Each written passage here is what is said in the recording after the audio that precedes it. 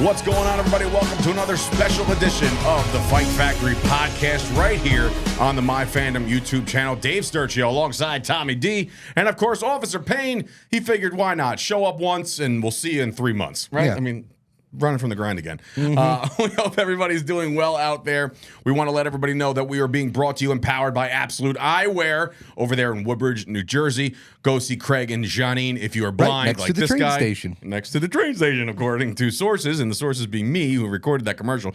I remember that day I recorded that commercial for the first time.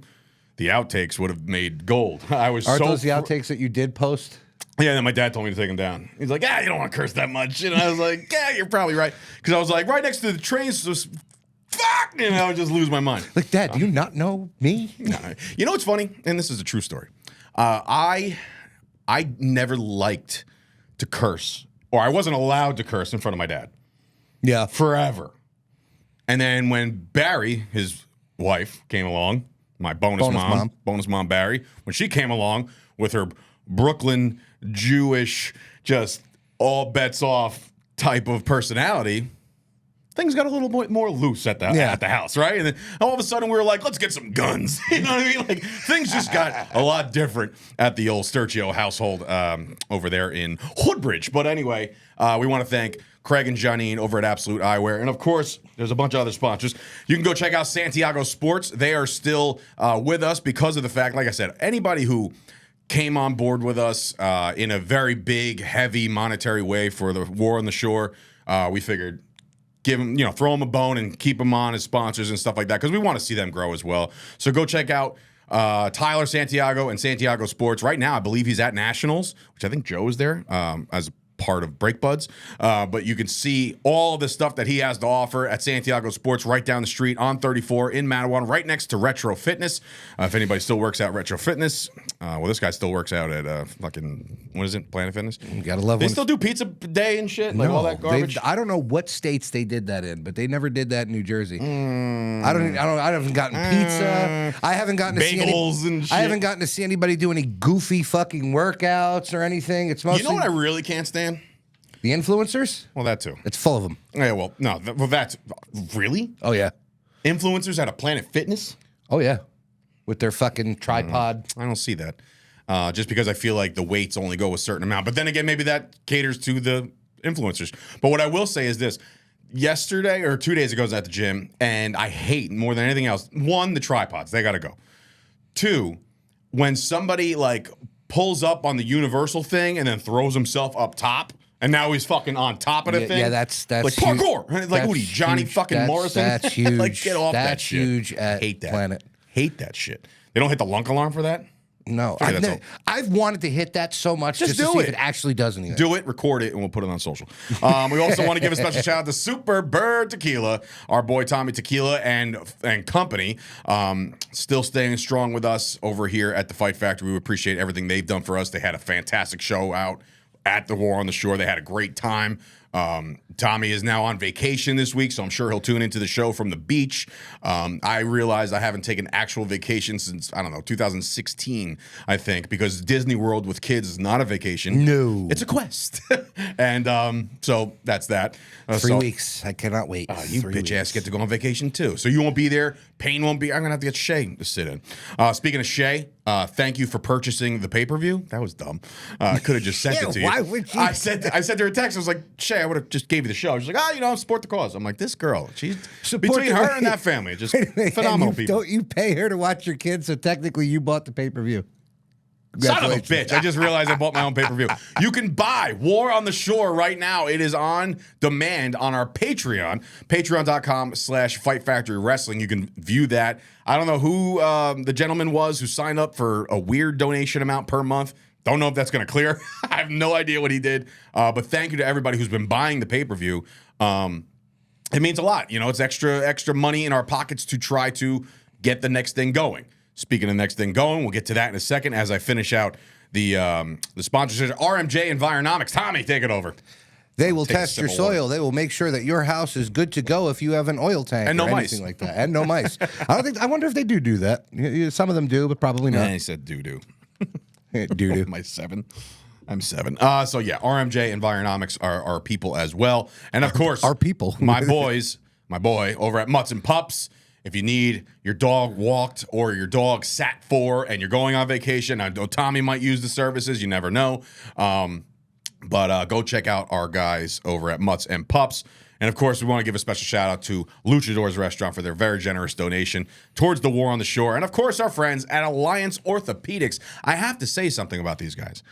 They are, and this is not an offense thing, and I'm not trying to piss anybody off, but in the last 6 months, I would say, maybe about 6 months, people that I've associated with, I used to work at a physical therapy clinic as the front desk manager, right, before once upon a time. 2 people left that to go join Alliance.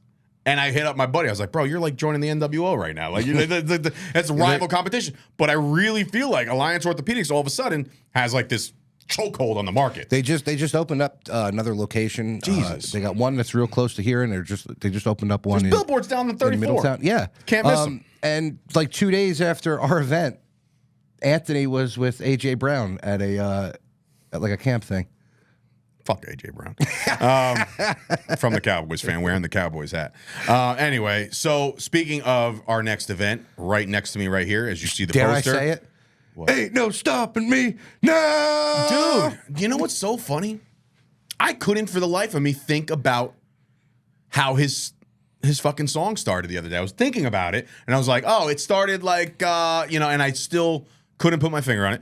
But here we are. It is officially signed and ready to go. It is KnuckleBRAWL over in Staten Island, New York, right there at the Staten Island University Hospital Community Ballpark where the Staten Island Ferryhawks play. So we're going from the beach to a baseball stadium because why not?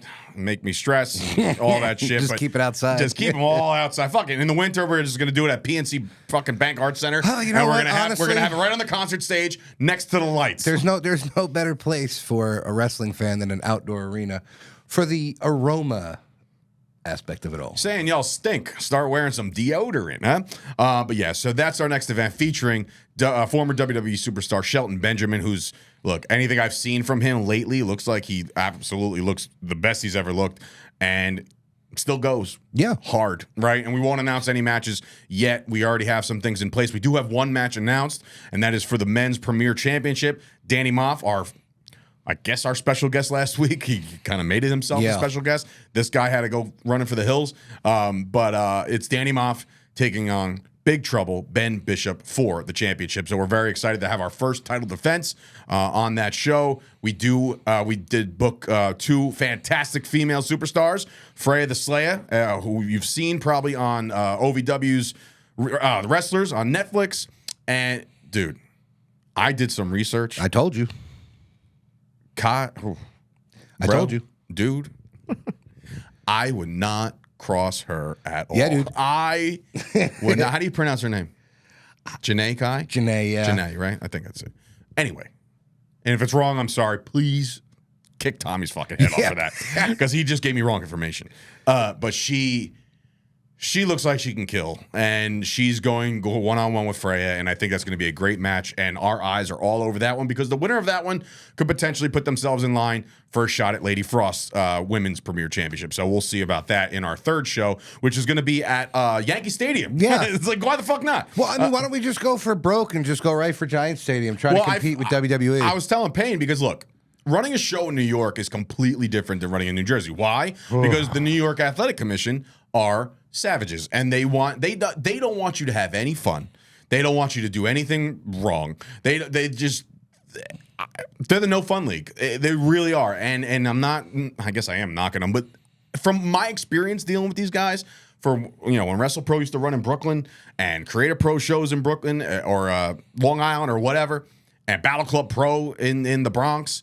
So it's like all these shows, and it's like, great, you guys put some great shit together, but if you don't have the doctor on site, the ambulance outside, the fucking EMT ready to rock, you gotta make sure guardrails are up and no fans can be any access to the fucking stars.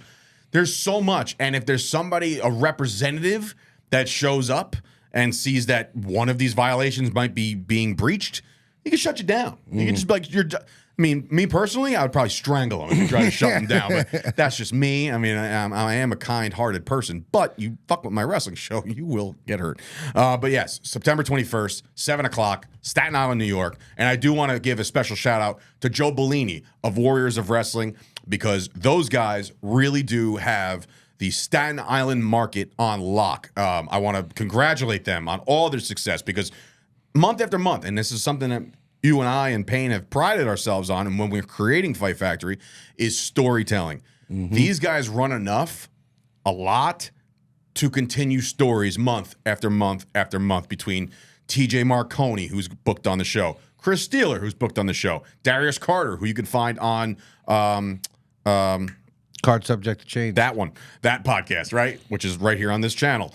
You can find those guys killing it over there, and they breed their own stars over there as well with their school. So Joe Bellini does a fantastic job. This ain't a whole, hey, we're coming for Staten Island, brother, No, we were presented a really cool opportunity. We figured we'll do this as a newer business, and hopefully we can do some work with them down the road. So that would be, I think that'd be beneficial to everybody involved. So that's that. And then ain't nobody stepping on toes around here. We're just trying to put on some wrestling shows. I'm not trying to take anybody's clients, only his. No, I'm not talking about Joe Bellini either. It's funny. I got a comment the other day on one of the posters or the posts that I put out. It was from JT West out in Alaska. And I was like, he's like, congrats, I watched the show. I saw that. And I was like, yeah, wait till we launch Fight Factory Alaska. That'll happen. You never say never with a lot of this shit. But no, I was actually talking to Kevin today, who told me, he gave me the strike of fear of God. It'd be about the New York Athletic Commission. He's like, look, man, he's like, get this done and out the way first. So I want to also shout out John from Victory Pro Wrestling. Those are the guys that we're going to be working with in order to do that. And we're renting their ring. So John has been nothing but nice. I think he's good friends with Ryan Peterson. Don't know why, but you could tell, Ryan, I said, what's up? And of course, announcer-wise, we do have Franklin Myers coming back to do this one.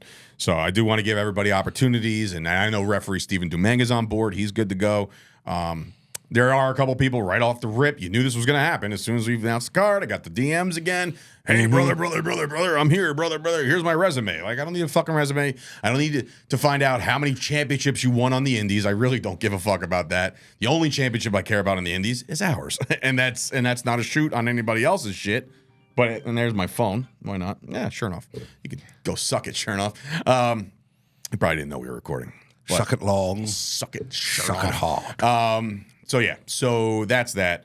Can't wait. We're very excited. We're not done booking talent yet, so I know people are out there DMing, but we do have our sights on a couple people that we want to bring into the show, and obviously if we do, they'll get there. So that's that. All right.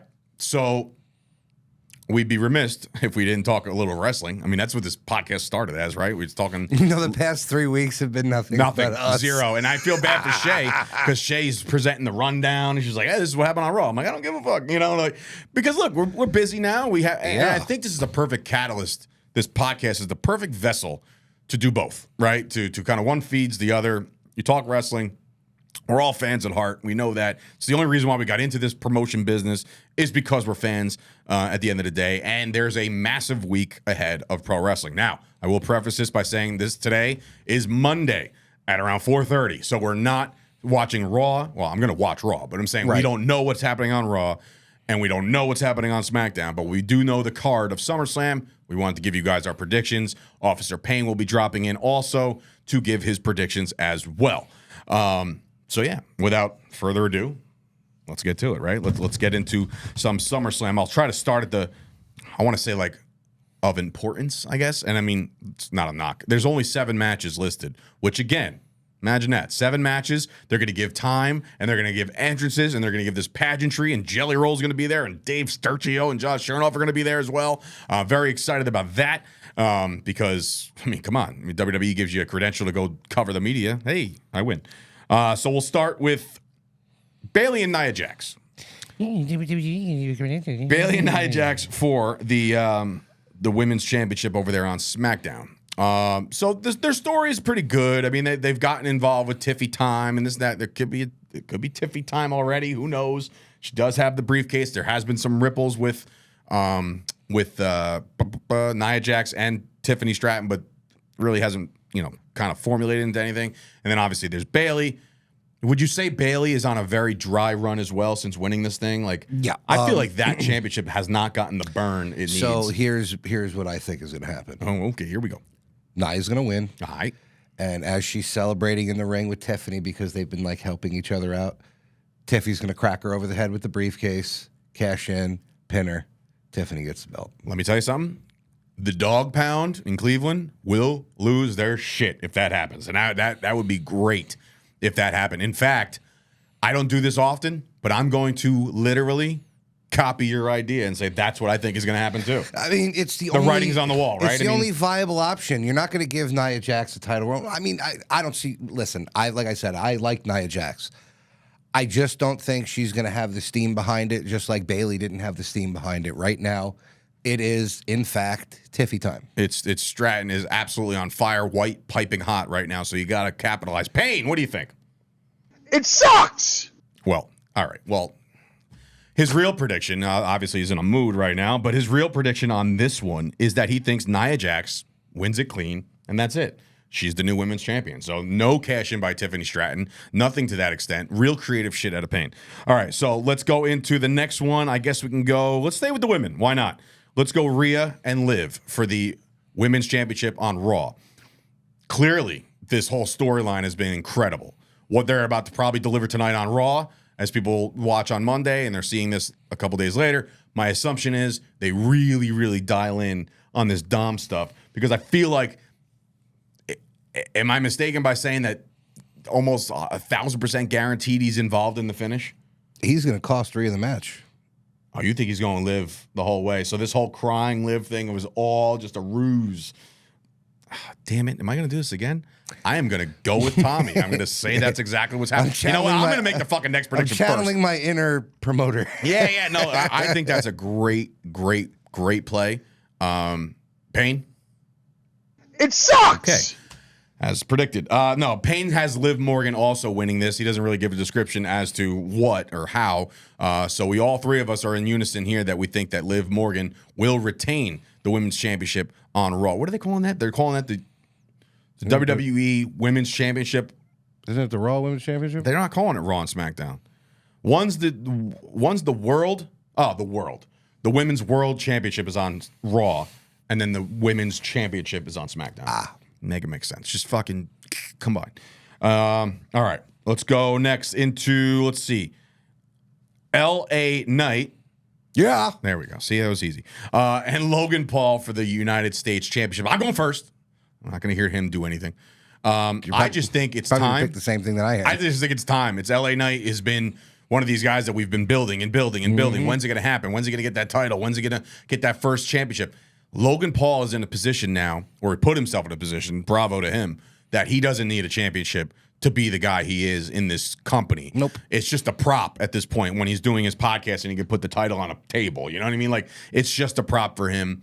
LA Knight's put in the time. LA Knight's time to shine at SummerSlam. Tommy, you're in on that too. Yeah, of course.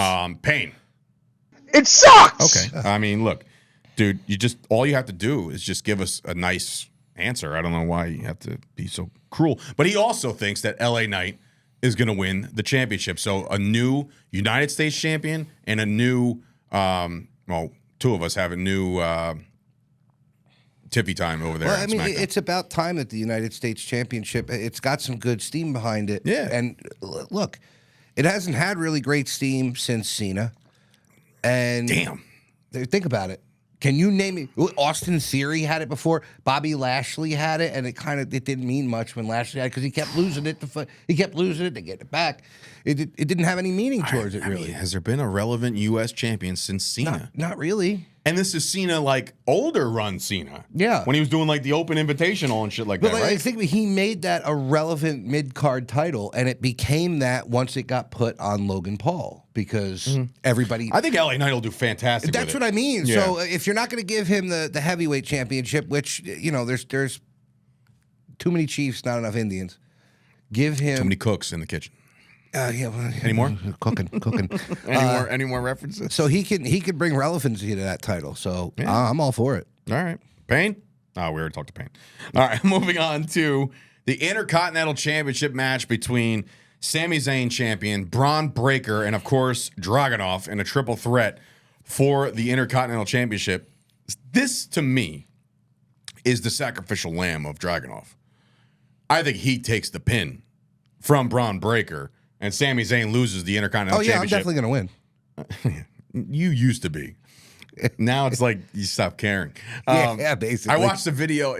Shay has this habit of reposting videos on TikTok, the on this day videos. I see clearly. No, but like the whole what we said, bro. She reposted one today on TikTok. You look like a completely different person. Like with your hair and everything like that. It was like shaved on the sides, real clean cut. You gave a fuck, and then it is what it is. No, but even the worst part is, ready for this?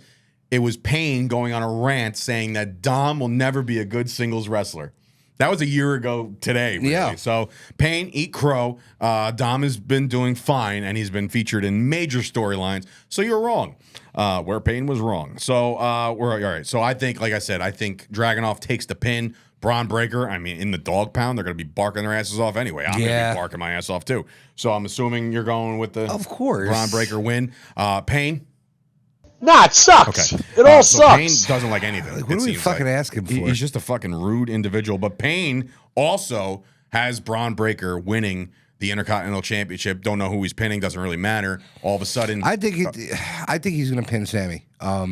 Really? Yeah. So keep Dragunov strong. Mm-hmm. That makes sense. Because if he's next in line, because those guys, bro, I'd pay to watch Braun and Dragunov every night. I loved it in NXT. Every night. They can just go, man. There's like high motor shit. Literally. Yeah, no, it's just completely crazy. Sometimes I think that Braun's going too fast and he's gonna like overshoot something or slip and fall or tear something, or he's got to be careful. 26 miles an hour. I know, he's going as fast as a speed zone in most school areas. Can you imagine him in a 16-foot ring? He wouldn't be able to do it. It would just be turning around. No strides. I remember when we used to run the ropes a lot, and I realized, how can I make the most of this without dying, the cardio-wise?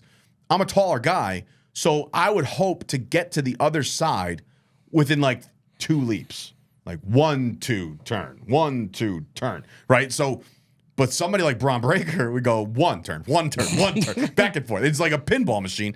And yeah, I fear for him, but I know that obviously he knows what he's doing, and I just want to make sure he's. I just hope he don't kill somebody. I mean, he's eventually gonna fucking spear somebody in half, literally. All right, so that's that. So we have a new Intercontinental Champion according to us. All right, let's get to the heavy hitting title matches. Actually, before we do that, let's go CM Punk and Drew McIntyre. Now, tonight on Raw, what you'll see is, or what you saw was, I don't think they've ever done this before, but like the special guest referee is obviously Seth Rollins. He's going to give over the rules. I guess this is their version of a press conference or a contract signing a variation. Like the whole like giving the rundown. It's like, this is kind of weird. But again, they're not allowed to touch until SummerSlam, so let's see what happens there. God, it feels so nice to see them going back to a storyline like that. You know, no touch until it actually happens. Yeah. Because they just implemented that last week. Because Pierce has fucking had it. It's like Pierce has his hands full. Man. Yeah, but I mean, they did that. That was what they always did back in the day. It was just unspoken. You just knew. Yeah, you just knew not to fuck around with said champion or your opponent in general. Didn't matter because it made for the blow off that much better. So who do you got? Who's coming out of this one?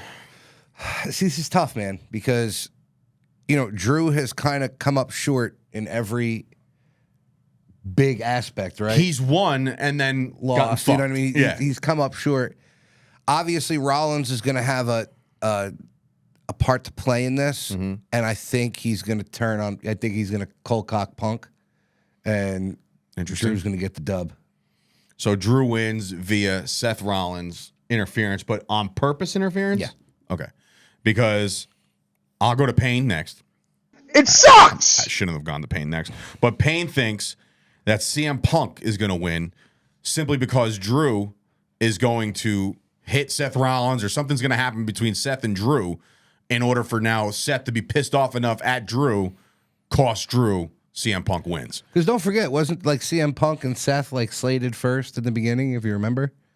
Well, yeah, until he tore his tricep. Yeah, so that whole thing, I don't think has gone away yet. You know what I mean? I could totally see that. And my prediction for this one, it's almost like as if,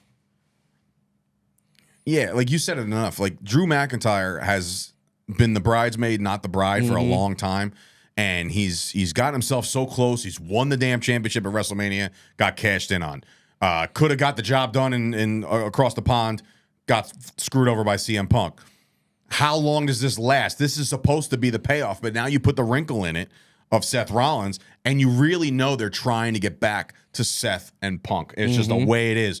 So for that reason, I'm agreeing with you. I think McIntyre gets the win ultimately because of Seth Rollins. Don't know how. I don't know if it's going to be intentional, but like it's going to happen where Seth Rollins gets involved in this one, costs CM Punk, and now you got the blockbuster main event draw heading into the fall, heading into Royal Rumble, heading into all that shit. They can carry that bitch all the way to WrestleMania if they really want to. Survivor Series. Well, they could do whatever they want, but I think it's a big deal.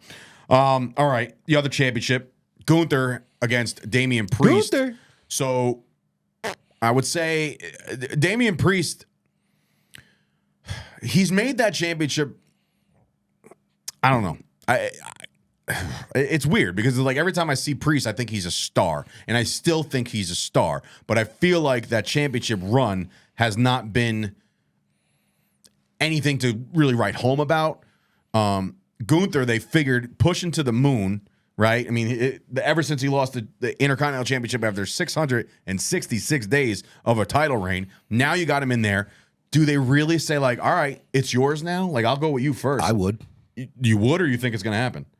I would definitely go with Gunther. So Gunther's going to win this championship at It's almost SummerSlam. expected. I mean, I know WWE likes to do the unexpected, but this is a good expectation. No offense to Priest. He needed the Judgment Day to become more relevant because he really... Isn't that gentleman's bet still a thing? Oh, no, that already happened. Sorry. Yeah, and there was a bet. I forgot. He like if he lost, he had to lose the Judgment Day. But yeah, eventually you would think that's got to stop. And I have this off the wall prediction that I think McIntyre sort of becomes the leader of Judgment Day at some point. McIntyre. I think like this is. I think that's still in the cards. But I just think the whole thing's about to dissolve. It's hard because I feel like that it's a great role for somebody like JD McDonough. It's a great role. Like I don't think enough people are giving Carlito a lot of props. Carlito was basically took the place of R-Truth. I just think they're going to split off. We'll see. So you got Gunther winning it. I'm going to go on. I can't. That's too to me. That's too fast. It's like Intercontinental Champion for 666. Then he goes and wins King of the Ring. Then he's going to go. This is like a Brock Lesnar rookie year run. That remember Brock went out there, won the Intercontinental Championship, won the Royal Rumble, won the King of the Ring. What is the matchup that everybody keeps saying that they want to see? Gunther and Brock. So why wouldn't you mirror Brock?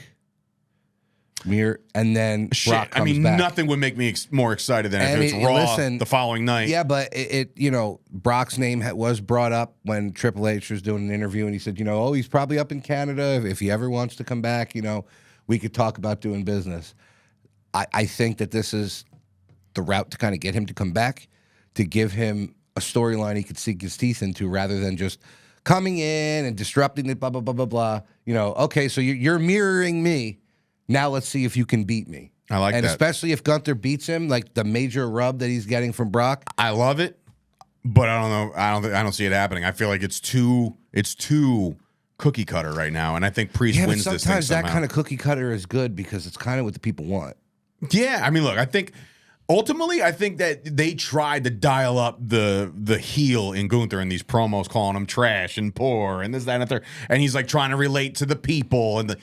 I'm talking about Priest, like relating to the common man rather than this snob over here. Again, somehow, some way, it's hard to believe Gunther losing this match, but for argument's sake, I'll just say Priest somehow retains. Don't know how, but we'll see. And of course, Officer. It sucks. I mean, I at this point, I'm not even going to ask him anymore. But he has Damian Priest winning too. So 2 of us have Priest winning. He's going to go with Gunther. And look, I think Tommy's got the favorite pick here. As weird as that sounds, I think that 2-1, yeah, we picked Priest, but I think Gunther might win this thing. I don't know. Gunther. And of course, the one that we're all talking about. What the hell are they going to do with Cody Rhodes and Solo Sikoa for the WWE Championship? Now, look, I'll preface by saying this. Cody Rhodes, since winning that championship, has been uber babyface with all the kids and the Make-A-Wishes and all this, and it's great. That's exactly what WWE needed. They need somebody to run with that. However, the championship run to me has not been all this, like, it hasn't been viewed with rose-colored glasses. You know what I'm saying? Like, I don't see it being good. Now, the writing's on the wall. You know, what happens on SmackDown? Maybe we get Jimmy back before SummerSlam. Yimmy. Maybe I can't see Roman coming back on SmackDown. I listened to, I think it was Conrad and Bischoff. Bischoff said he would actually still save Roman Reigns and say, don't come back at SummerSlam. For me, I think this is the perfect time to cost Solo the championship. That's what I think is going to happen. And Cody continues to be champion. Who's up next for him? I don't know. I think it would be better off if Solo won the damn thing and then had that battle for the championship. But you really going to win it at WrestleMania and lose it at SummerSlam after the story and all those other shit? I think Cody wins. I don't know how. I'm assuming Roman gets involved. Paul Heyman probably at some point does the ladies and gentlemen thing. At some point, maybe before the match. I don't know. He makes a return. This is going to be a nice, big celebration with Roman Reigns coming back. And maybe it actually takes the focus off of Cody Rhodes' win. Is everybody's talking about Roman's return rather than a championship victory. So that's my prediction. I don't know how you feel about this. So the right call, and this is nothing against Solo. The right call in order to bring Roman back is for Solo to win. As Solo is celebrating in the middle of the ring, you know, you got Jacob Fatu there. Aren't they supposed to be going for the tag titles? Is that on SmackDown? That's on SmackDown. Okay. They're celebrating in the middle of the ring, and out comes Paul Heyman with Roman. And Roman's pissed because now Solo's calling himself the Tribal Chief. Because there's really no other reason to bring Roman back. If Cody wins, what's the point of bringing Roman back? Well, because Solo's made it the point to fucking talk shit while he's been gone. Doesn't matter. It would make more sense for him to come back with Roman. It'll hit harder. I'm with you on the ending. Yeah. I think that would be a fantastic It'll hit ending. harder with Solo winning. But do you really Roman see Solo Sikoa No. winning the championship? I don't. Because here's the thing. With Cody's run, at least, he's dealt with the caliber of like AJ Styles, right? And now you're going to drop it to Solo Sikoa. And again, no offense to Solo. I love Solo. That's why. But you know, that's like, why it's the kinda, appeal is very tough. That's why I said they peaked too early with Solo. It should have been Jacob in that spot, and not just because we know him personally, but when you see him out there, he's a damn animal. You know what I mean? He's been the leader of a faction before. He's got that aura of. Who else was in that Contra unit thing? It was him. It was Mads Kruger. I forget what the Chinese guy's name was, or Japanese guy. But he's been the leader of a faction before, okay? He has that era of invincibility around him. You look at Solo, they kind of ruined that with him when Cody beat him when he was on his undefeated streak before the last WrestleMania, not the one that just passed, the one before that. Good call on that. Okay. So they've already taken that away from him. It's not resonating with him as the tribal chief. It's resonating with the background players doing all the other stuff, where it was like Roman it resonated with. Yeah. I mean, do you see any shot of The Rock being involved in any of this shit? No, not SummerSlam. No, but I mean, like, to lead up, because I mean, like, because everybody's calling for a Survivor Series War Games. No, because Civil War. Rock is filming right now, isn't he? Is he? Was that MMA movie? Yeah. I thought that wrapped. Or he also has the elbow injury or whatever the hell that was. Did you see that fucking thing? No. Ugh. He like did something to his elbow and it was like the size of a fuck. It was huge. He had to get it drained and shit. It was horrible. Yeah. But yeah, I mean, look, Payne, Derek. Nah, it sucks. Sorry, forget It all sucks. He has, let's see, according to Officer Payne, he's got Cody Rhodes retained. He's picking Cody because of Chase.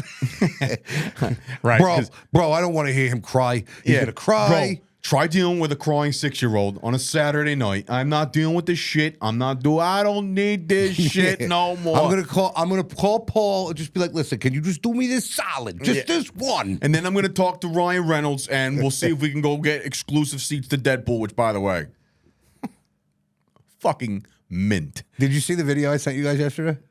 Maybe. I definitely didn't. Are those two people saying that the movie was No, I didn't actually watch that shit. I was laughing my ass off. Stuff like that, it's just like for me, it's so tiring. It's so like annoying, and people just suck. People suck. It's both ways, man. It's both ways. You know, I got people yelling at me like, you're this way. I'm like, no. I promise you, if I had to describe myself, and I'm a patriot. You know what I mean? Like, I love my fucking country. If you're doing something stupid to it, then I hate you. Yeah. You know, that's it. That's it. Don't miss me with the policies and all this other, and then fucking Olympics this and this, that, and that. I'm like, dude, enough. I don't want to see this shit. Nor do I want to see a man's ball sack on fucking television. Yeah, no, but everybody's like, I'm boycotting the Olympics. Why? It's not the athlete's fault. Yeah, I mean, you shouldn't bullshit. Right. You shouldn't penalize these people who have fought their entire lives to get there. It takes them 4 years just to get there. You know what I mean? Bro, Simone, whatever last name. Simone Biles, yeah. Dude, I didn't know this. She's 27. So she's been at this for quite some time. Yeah. I feel like she just started as a teenager. Anyway, off the tangent there. But that is WWE SummerSlam coming up this week, Saturday night in Cleveland. Myself and Josh Chernoff will be there on behalf of MyFandom. So look out for us. We got some cool shit. You want to go? We're driving. You want to go? Well, it's a little late now. Well, do you want to go? We're driving. You want to go? I mean, it's not like I drove to Cleveland already? It's not like I haven't taken the drive before. And what a phenomenal championship it is. Yeah, it is. I mean, it's great. And our friend Steph took great photos of Moff the other day. Yeah, how do you break into our studio and then get a fucking photo shoot right after? I don't think he paid. It's like, shit. I don't know. But also, before we wrap up, I also want to give a special shout out to my friend Matt Revel, a.k.a. Arcadia, who celebrated his first wrestling event as a promoter, Constant Wrestling. They did a great job.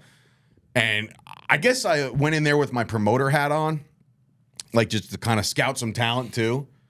There are some guys that he booked that I had the audacity to say, like, who is that guy? And then after the match, I'm like, okay, who is that guy? Because I need their information because I would love to use them on an upcoming show. Huh? Where was that show? Sayreville High School. Okay. Yeah. So, I was over there. He coaches over there at football. So great show. I top to bottom, great. Jay Lethal was in the house. He was in the main event. Speedball. Dude. First of all, he kicked that poor gentleman's fucking face off. Yeah, that's Masha's boy. That's Akira. At Bloodsport. Which, by the way, looked like that was a fun-ass fucking time. He kicked that dude's face clean off. Dude, and Akira did the same thing with Victor. He just puts his head right there. He wants it to look good. How's that real. CTE feeling right about now? Listen, I guess it's a Japanese strong style that you're used to over there. All right, so, not to go off on a tangent, but Japanese strong style to me, and this is, call it a hot take, call it whatever you want. To me, that's not professional wrestling. Because professional wrestling is an art form where you're doing everything in your power to make it look as real as it possibly can do and make it sound as real as it possibly. Japanese strong style is literally going out there and trying to kick the shit out of your opponent. So that's MMA. Basically. Without the martial arts, I guess. It's just mixed. It's agreed upon MMA. Right. Like, that's what I'm saying. Like, for me, and again, a lot of these people, they love the strong style. To me, if I got back in the ring, the last person I would ever get back in the ring with is somebody who does Japanese strong style. I don't feel like getting murked up. That's just, to me, that's stupid. And I mean, he's tremendous. Like, and again, I don't knock any of these guys for doing that because some of them are incredible. But again, to me, it's just like, all right, man, like, lay off. You know what I mean? Like, can you go a little light? I remember there's been plenty of matches that I've had where I'm just like, in the middle of the match, like, dude, line up. You know, like laying up, you're a little stiff. You know, whether it be somebody new or like, and that's the only time we could say it, because if Moff did it to me, which he's done in the past, I've said nothing, because what are you gonna say? You know, like I was in my first tag match ever was me and Damian Gibbs against Justin and Mark Carino, and I remember Carino, he laid it into me, like he was fucking punching me, and I'm like, this motherfucker. I was like, first of all, when we're done with this, I'm going to murder you. You know what I mean? Like when this match is over, I'm going to find you and hurt you. I didn't, because he's the veteran, and you let them take the lead. But yeah, I just the whole strong style and laying it in, and it's just like look at the Undertaker story with Bruiser Brody. I don't know that story. Undertaker. I'm not familiar with that story. It was his very first match. Imagine that. Your very first match is against Bruiser fucking Brody. Yeah, good luck. And he was kind of laying it in, and Brody was like, calm the fuck down, and he pummeled him. Yeah, well, the most recent to me, Brock and Strowman. Strowman laid it in. Brock was like, that was cute. Watch this. You know what I mean? And just fucking lit him up. And I'm just like, you gotta know your dance partner. You gotta be careful with who you're fucking around with. I remember Pat said this early on. And I threw a really good worker's punch and a good worker's jab. And they said, you know, Pat always told me, dive into that. You're very good at strikes. But if you're not, like if you can't throw a good worker's punch, throw a forearm. But I feel like the business has evolved into this, like, you know, you go up to the guy like, blah, blah, blah, blah, and you just do it all, and then it's a no-sell or some shit like that. And like, you're supposed to be laying it in. And I'm just like, dude, like, I don't know, wrestling sucks. Promote, everybody. That'll be fun. But yeah, make sure you get your tickets for KnuckleBRAWL going down September 21st in Staten Island, New York. Very excited about that. We want to shout out Eric. He's been helping us out since Jump Street. Officer Payne and I had a great conversation with him when we first started this whole ordeal, and then here we are. So now we're, you know, I guess 7 weeks away, 8 weeks away. KnuckleBRAWL. I think we need to have a new main event. Nolan Ryan versus Robin Ventura. George Brett versus Pine Tar. The war to settle the score. Yeah, we'll figure it all out. Pete Rose, you know, TJ Marconi will fuck somebody up. But yeah, we're not done announcing talent yet, so stay tuned. Stay, you know, locked in to all of our stuff. But what we will leave this show today is with footage that we've obtained from Battlefield Pro Wrestling. We're very sorry. Listen. We apologize to Alpha Jr. and Battlefield. Clearly, we don't control this menace. But he is our champion. So it holds us accountable a little bit, and I'm sure Alpha and myself will have and Payne and you and everybody will have a gentleman's conversation of how we can resolve this. But what we're going to leave you with is Lance Anoa'i from obviously last time you saw him, he was in our ring, kicking Moff's head off, you know, hitting the Samoan splash, holding the belt up high, being, you know, telling the world that, you know, putting the world on notice. And then not just a week and a half later, he's doing his normal shtick over at Battlefield Pro Wrestling. And lo and behold, we see this. So for Dave Sturgio, Tommy Dee, and of course, Officer Cartoon Payne, we'll see you guys next week. Enjoy the footage. And yeah, we'll see you guys after SummerSlam.